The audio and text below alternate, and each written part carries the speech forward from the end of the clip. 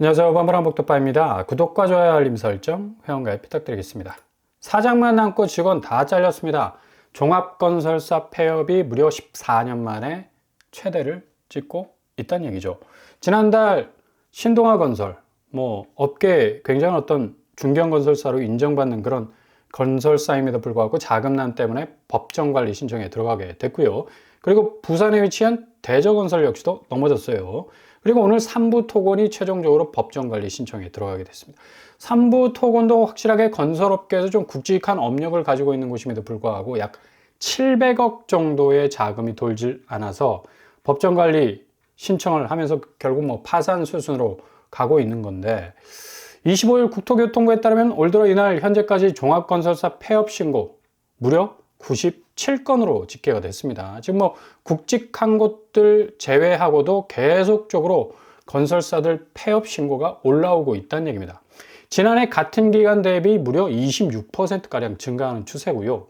지역별로 보면 서울이 20건, 경기 20건, 인천 9건. 대체로 모든 곳들이 수도권과 경기권에 집중되어 있는 것을 볼 수가 있겠죠. 그만큼 이제 이런 어떤 건설사 위기가 지방 차원에 국한된 것이 아니라 이제 경기권, 서울까지도 지금 직격하고 있다는 걸 고스란히 볼 수가 있습니다. 이렇게 되면 이 건설사 PF 사업에 돈을 때려부은 이금융권 역시도 휘청거릴 수밖에 없는 거고요.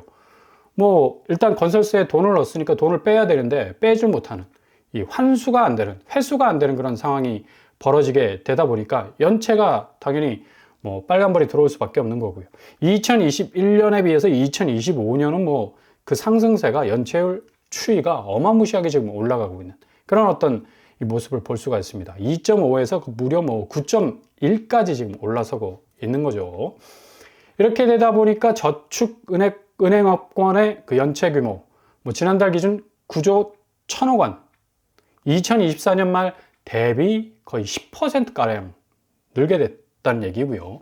기업 연체가 6조 9천억, 가계 연체는 2조 1천억 규모로 늘어났다는 얘기입니다. 여기서 또 포인트를 짚을 수밖에 없는 게 가계 연체 부분도 이금융권이 물고 있다는 것. 그만큼 굉장한 어떤 이 위기의식을 반영을 할 수밖에 없는 건데, 이렇게 되다 보니까 저축은행 연체 3년여 만에 264%가 쑥 하고 지금 올라오고 있다는 얘기입니다. 지금 계속적으로 오늘 삼부토건이 법정관리 신청한 것처럼 릴레이식으로 계속적인 어떤 이 자금 회수 부분이 막히게 된다면 결국에 가서는 PF 자금 물고 있는 이 이금융권은 엄청난 위기를 겪을 수밖에 없는 거고, 이렇게 이금융권 넘어지면 당연히 5대 시중은행 역시도 휘청거릴 수밖에 없는 겁니다.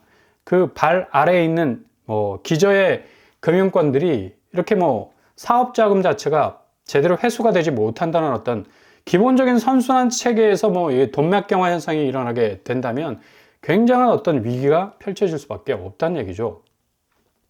그리고 실질적으로 지금 가계 부분에 있어서 개인이 이 대출금리 역시도 계속적으로 한국은행이 기준금리는 내리고 있지만 2.75%까지 지금 내려오게 됐죠. 근데 실질적으로 대출 차주, 얼마만큼 내려간 금리를 체감적으로 느끼느냐.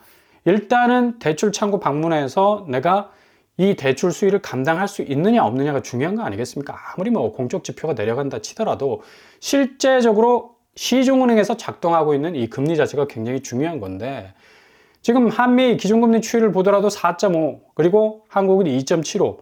이게 지금 미국이 국내 물가 지수가 굉장히 불안한 요소, 지금 스태그플레이션 현상으로 지금 미국이 굳어져 가고 있어요. 경기는 침체되고 계속적으로 좀 물가는 조금 불안한 상태고 기대 인플레이션까지 치고 올라올 수밖에 없으니까 이 동결 내지는 다시 금리가 역행할 수 있는 그런 어떤 분위기인데, 우리는 지금 경기 부양을 위해서 어마무시하게 지금 경기 침체 상황 속에 지금 이 완전히 넉다운된 상태니까 이걸 끌어올리기 위해서라도 금리를 억지로라도 내려야 되는데, 이렇게 되면 결국 미국 기준금리와 우리나라 기준금리 계속적으로 그 갭이 벌어질 수밖에 없다. 이렇게 되면 원화 가치의 어떤 경쟁력은 떨어질 수밖에 없고요. 자본시장의 가치, 해외 자본 다 유출되고 결국에 가서는 자산시장 역시도 지금 자금 고갈 때문에 건설사가 지금 무너지는 상황 속에 있는데, 이거 어떻게 버텨낼 수 있는 재간이 있을 수 있겠습니까? 26일 한은에 따르면 지난해 12월 예금 은행의 가계대출 금리, 실질적으로 기준금리 내려갔으면 이게 내려가야 되는데 오히려 지난해 9월보다 0.49% 더 오른 것으로 나타났다는 얘기예요. 그만큼 이게 이 가계부채 관리를 위해서라도 이 시중은행이 작년 하반기까지 대출 규제를 아주 빗장을 딱 걸어놨었는데 이게 1월 되면서 리세팅 되면서 이게 빗장이 풀리기 시작했죠. 그리고 기준금리까지 내려가기 시작하면서 뭐 단기간 안에 1월만 해도 1조 6천억 정도가 늘어나게 됐어요. 그만큼 지금 금리 상황이 굉장한 어떤 혼조세 속에 있다. 이게 부동산 완화라는 어떤 기저의 어떤 봄바람이 부는 것이 아니라 오히려 지금 살얼음판 계속적으로 이 빙하기가 도래할 수밖에 없는 아주 추운 겨울이 올 수 있을 가능성이 높다는 얘기입니다.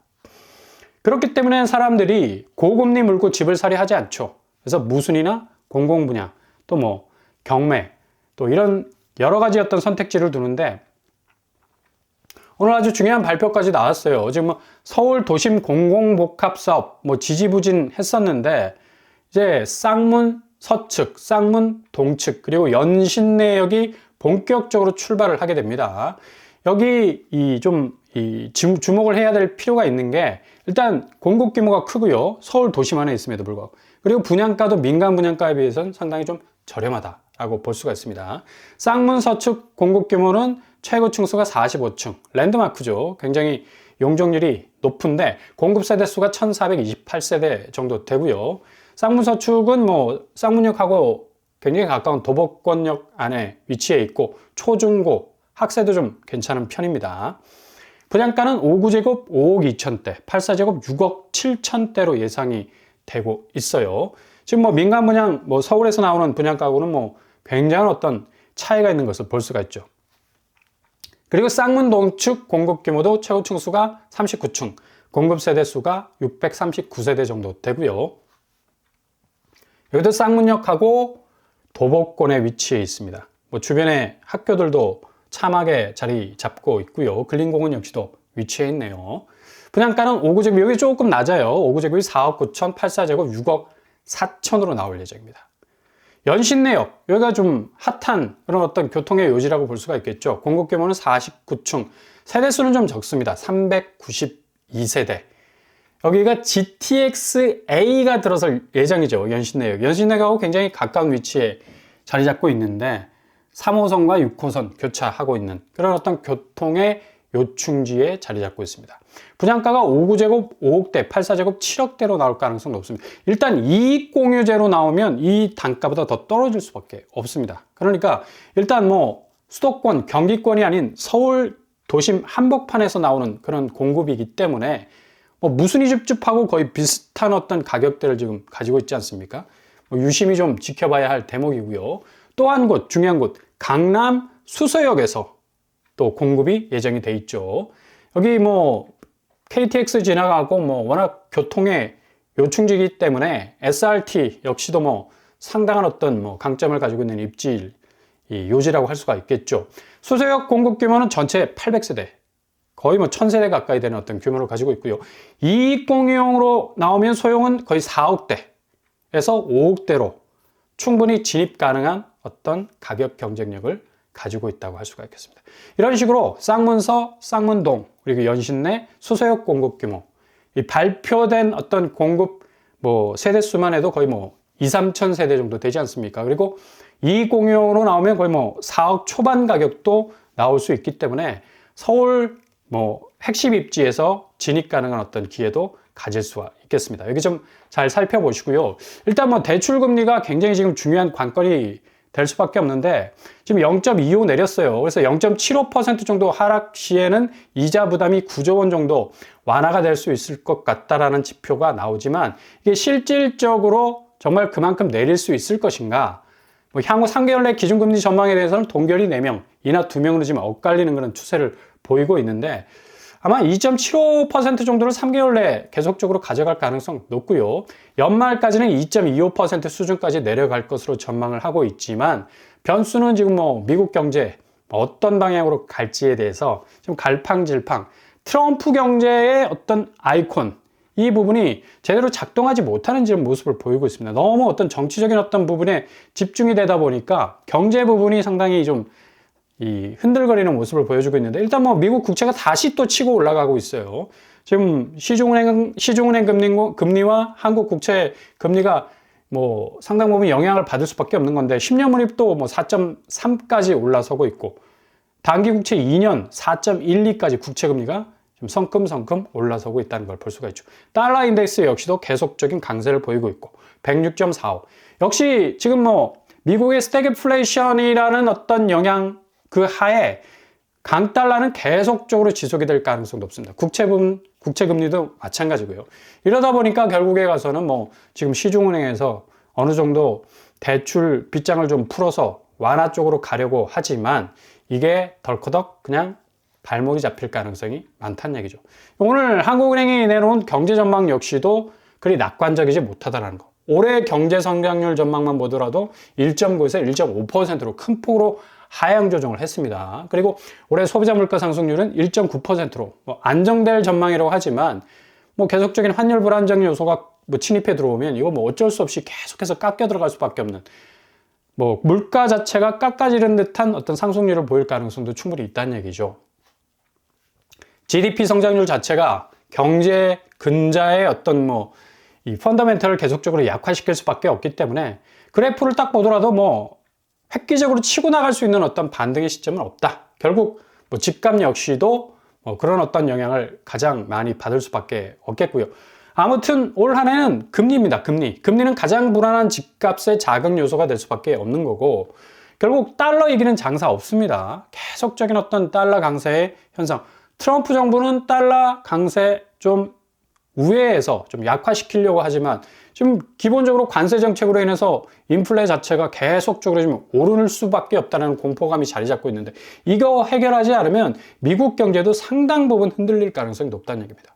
집값의 추이는 미국 디플레이 영향을 고스란히 받을 가능성이 높겠고, 얼마나 앞으로 미국 경제의 추이에 따라서 이 상황이 달라지느냐에 따라서 한국의 자산 시장, 전통적인 이 아파트 시장의 집값 문제는 상당히 명암이 엇갈릴 가능성이 높다는 걸 볼 수가 있습니다. 아무튼 뭐 신축 분양가는 계속적으로 이 달러 강세 때문에 원가 상승분을 그대로 반영해서 계속 치고 올라갈 겁니다. 근데 이게 제때 분양이 안 되니까, 소화가 안 되니까 시장에서 결국 미분양, 악성 미분양으로 흘러가고, 이걸 또 뭐 정부에서 덥석 사가지고 또 전세를 뿌린다고 하는데, 이게 또 뭐 미봉책일 가능성도 높고요.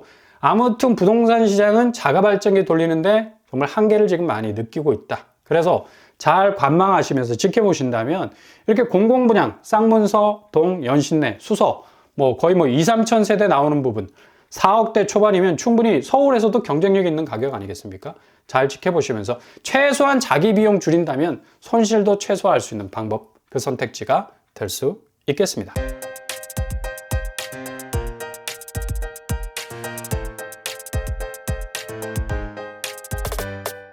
오늘의 부동산 캐릭터처, 역시 금리 부분이 심상치가 않습니다. 2025년은 정말 집값의 추이는 금리의 향방에 따라서 그 집값의 고저가 정해질 것 같은데, 지금 뭐 시중은행에서는 가상금리를 조금 내려서 전체적으로 대출 금리를 좀 낮추려고 하고 있지만, 실질적인 밑불, 그 금리를 계속해서 올릴 수밖에 없는 미국 국채 금리의 영향, 강달러 현상, 관세로 인한 미국의 경제 이상 현상, 디플레 현상까지 발생을 하게 되면 충분히 아파트 시장 자체는 가격의 대조정기를 겪을 수밖에 없다는 걸 알 수가 있겠고요.